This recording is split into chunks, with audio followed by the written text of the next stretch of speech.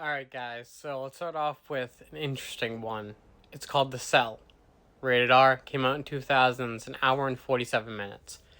Now, I would be lying to you if I didn't tell you that I've had this in my collection for at least 5+ years, if not more. And just because Jennifer Lopez is in it, I decided against it. There were numerous, I guess, dives in with this where I would see good scenes from it. I would see, a lot of propaganda that made me want to watch it, and I still wouldn't do it because J-Lo was in it.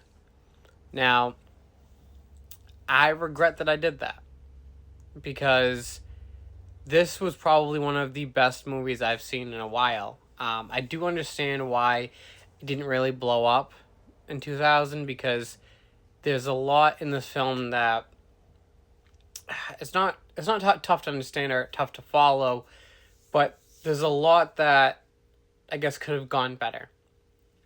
Now, along with J-Lo in this, her character name is Catherine Dean. There's also Dylan Baker, who plays Dr. Henry West. There's Marianne Jean Baptiste, who plays Dr. Miriam Kent. Then you also have Vincent D'Onofrio, who plays Carl Stager, who actually is the main villain in this.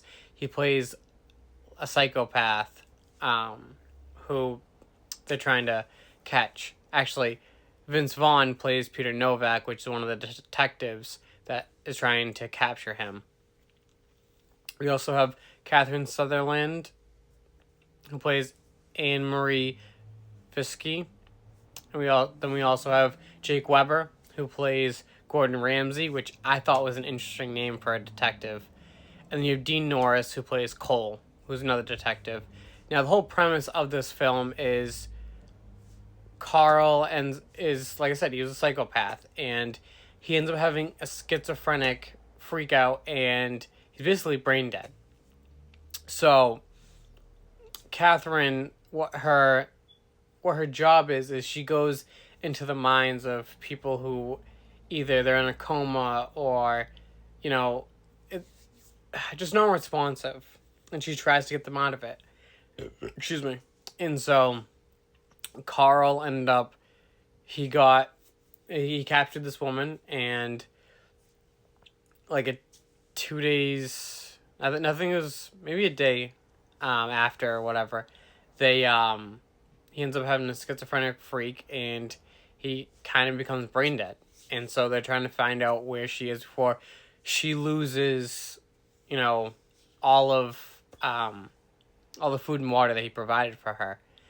And so they go to Catherine, and they're trying to get her to figure it out. But when she goes into his mind, it's so messed up.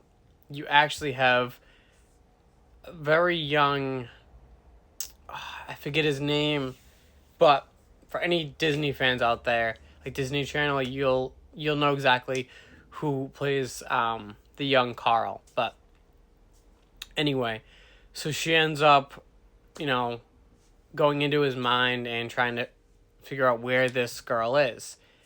And it's just the way that this film is, it's very vivid. It is very fucked up.